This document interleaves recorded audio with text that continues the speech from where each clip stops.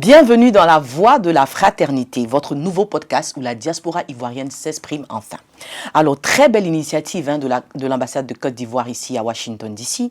Aujourd'hui, nous recevons une femme dont le parcours force le respect. Madame Noufé, née Somme Odette, ministre conseiller, chef du service consulaire et ancienne sous-directrice de l'État civil au ministère des Affaires étrangères de Côte d'Ivoire. Elle est au cœur même de toutes les questions qui touchent directement la diaspora, l'état civil, les démarches consulaires, les documents officiels et bien sûr les réalités que vivent chaque jour les Ivoiriens installés à l'étranger. Madame Noufé, bonjour et bienvenue dans la Voix de la Fraternité. Bonjour, madame. Alors aujourd'hui, nous allons aborder des sujets concrets, simples, mais très essentiels. Des questions que la diaspora se pose en silence depuis des années. Mais avant, est-ce que Madame Noufé peut nous dire qui elle est? Merci bien, madame. Je suis Odette Somme, épouse Noufé, ministre conseiller à l'ambassade de Côte d'Ivoire à Washington DC, précédemment sous-directeur de l'État civil au ministère des Affaires étrangères. Okay. Je suis ici la responsable du service consulaire. Merci.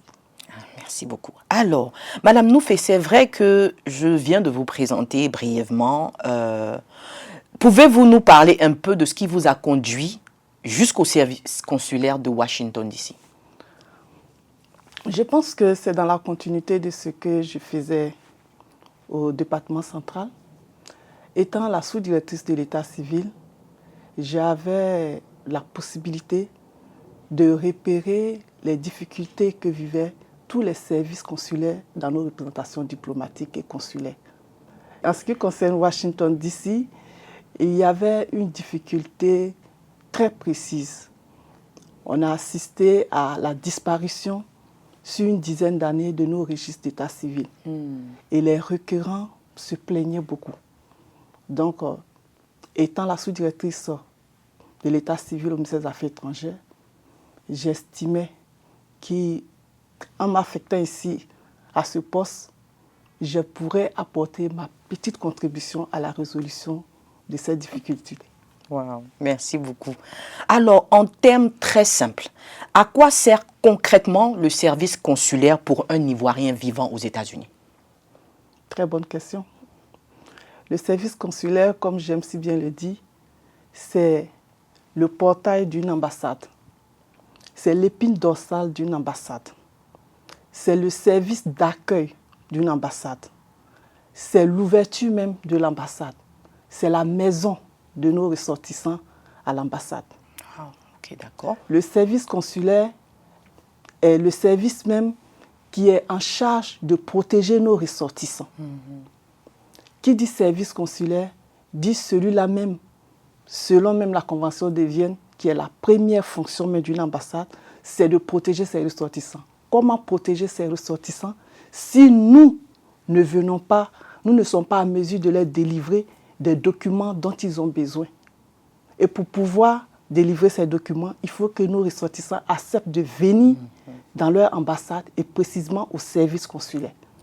Le service consulaire leur offre cette opportunité-là d'avoir des documents, même en étant à l'étranger, des documents ivoiriens en étant à l'étranger. Le service consulaire est également ce service-là même qui apporte des services aux usagers qui demandent, par exemple, des visas. Ils ne sont pas forcément des Ivoiriens, mais ils ont besoin de se rendre en Côte d'Ivoire. Donc, ils s'adressent au service consulaire pour pouvoir avoir des visas pour se rendre en Côte d'Ivoire. Il y a des personnes aussi étrangères qui ont vécu en Côte d'Ivoire, mais maintenant qui sont dans ce pays, je prends le cas des États-Unis, qui sollicitent le service consulaire pour se faire délivrer leur certificat de vie, parce qu'ils doivent percevoir leur pension de retraite en Côte d'Ivoire. Donc, le service consulaire a beaucoup de services qu'ils offrent à tous les usagers et aux ressortissants ivoiriens résidant aux États-Unis. D'accord. Alors, vous avez beaucoup parlé de documentation. Alors, quelles sont les démarches essentielles pour un Ivoirien vivant aux États-Unis? C'est-à-dire, qu'est-ce qu'un Ivoirien doit absolument faire une fois qu'il arrive aux États-Unis?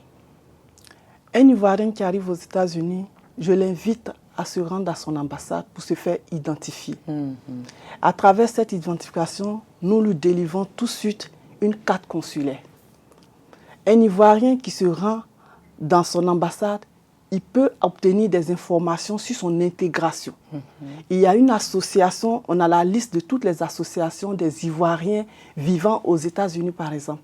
Donc, c'est l'occasion pour lui de prendre attache avec son ambassade, avec le service consulaire, pour qu'on lui communique cette association afin qu'il puisse s'adhérer et faciliter son intégration dans le pays. Un Ivoirien qui arrive et qui a son passeport expiré peut se faire renouveler son passeport à l'ambassade. Et c'est le service consulaire qui est en charge de l'enrôlement de ce requérant afin que la SINEDAI, qui est le service approprié en Côte d'Ivoire, qui est la société de délivrance des passeports, lui délivre ce passeport et lui renouvelle son passeport lorsqu'il arrive à expiration. Donc il y a plusieurs activités que nous pouvons offrir, il y a plusieurs services que nous pouvons offrir à un Ivoirien qui sollicite son ambassade.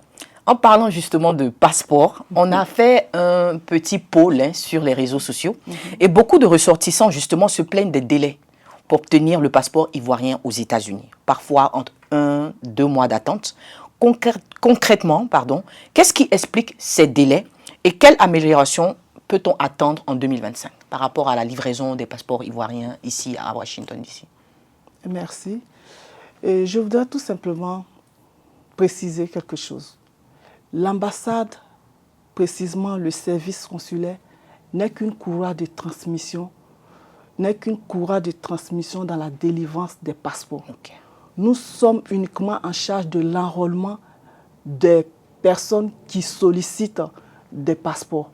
Et dès que nous enrôlons ce requérant-là, nous transmettons les dossiers à Abidjan. Et donc c'est à Abidjan, il revient à SINEDAI qui revient de délivrer ce passeport. Et lorsque ce passeport a été établi, ils nous le font parvenir ici et nous sommes en mesure de transmettre ce passeport-là au requérant qui avait sollicité. Donc, le délai de traitement du dossier ne dépend pas de nous. Mais je pense qu'à ce niveau, nous avons eu des rencontres avec les responsables de SINEDAI. Et les jours à venir, je pense que nous avons déjà commencé. Maintenant, chaque semaine, nous faisons ce qu'on appelle communément l'enlèvement. C'est-à-dire qu'on est enrôlé 2 ou 3 personnes, peu importe le nombre, nous n'attendons pas un nombre pléthorique avant de transmettre à Abidjan. Chaque semaine, nous faisons l'enlèvement. Si c'est 2 personnes que nous avons obtenues, nous avons enrôlé, nous envoyons le dossier. En fin de semaine, nous sommes obligés d'envoyer le dossier pour que ce dossier-là puisse être traité et que la personne soit en possession de son passeport le plus rapidement possible. Alors, Diaspora ivoirienne, vous avez bien entendu, cela ne dépend pas de l'ambassade. Ils sont juste le couloir entre la SNEDAI et les Ivoiriens, c'est bien ça. Oui. Alors, vous avez parlé tout de suite de l'enlèvement, c'est-à-dire un nouveau processus d'innovation que vous avez décidé de faire pour... diminuer le délai dans la délivrance du passeport. En tout cas, très belle initiative parce que nous autres, on a eu à voir ce problème-là. Tu attends 1 mois, 2 mois et malheureusement, souvent, il y a des décès en Côte d'Ivoire que tu n'arrives pas à atteindre ou alors il y a des événements que tu manques parce que tu n'as pas reçu ton passeport. Mais en tout cas, merci déjà pour l'innovation. Alors, quels sont, Madame Noufé, les défis actuels au service consulaire à Washington? Nos défis actuels au service consulaire, c'est la digitalisation. Okay. Mais je pense que nous avons déjà entamé ce processus-là à travers Express 54. Express 54 est une plateforme que j'ai trouvée en place qui facilite l'analyse et l'examen des dossiers et qui empêche même, qui réduit le déplacement des requérants vers l'ambassade. Donc, ils appliquent en ligne. Nous analysons le dossier et lorsque nous approuvons, nous demandons à cette personne de nous faire parvenir, si c'est le visa qu'il sollicite, nous demandons de nous faire parvenir le passeport afin que nous apposons le sticker du visa dans son passeport et nous nous le ramenons. Donc ça, c'est déjà une innovation.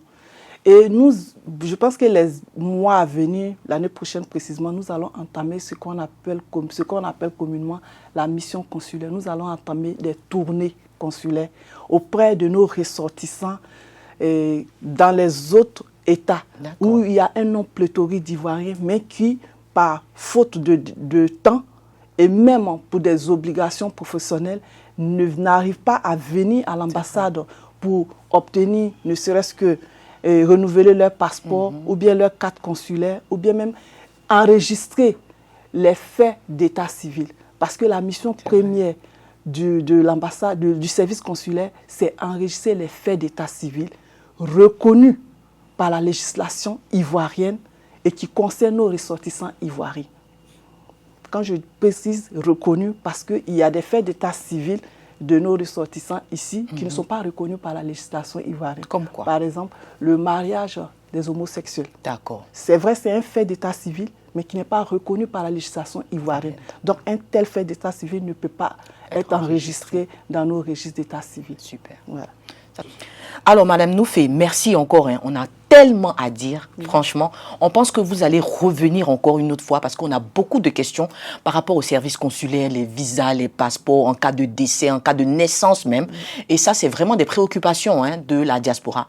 Vous avez parlé de cette innovation-là qui est tellement une bonne innovation, c'est-à-dire aller maintenant vers les autres États, c'est-à-dire Texas, ils arrivent vers vous, Georgia, ils arrivent vers vous, il y a quoi encore? New York, Minnesota, voilà, donc diaspora, ne vous inquiétez pas, Atlanta, voilà, et Philadelphie. Philadelphie. Donc l'ambassade de Côte d'Ivoire, le service consulaire arrive vers vous, donc arrêtez de nous envoyer des messages pour vous plaindre, etc. Ils arrivent, 2026 sera une meilleure année, en tout cas pour le service consulaire. Mais Madame Noufé, quel message souhaitez-vous adresser aujourd'hui à l'ensemble de la diaspora ivoirienne vivant aux États-Unis? Merci bien. Je voudrais dire à mes frères et sœurs ivoiriens que l'ambassade de Côte d'Ivoire et le service consulaire sont votre maison. Votre satisfaction est notre priorité. Nous sommes ici, nous sommes à votre écoute, nous vous attendons. Venez et ensemble, nous trouverons des solutions à tous les problèmes que nous vous poserons. Merci beaucoup, Madame Noufé. Alors, dans notre rubrique,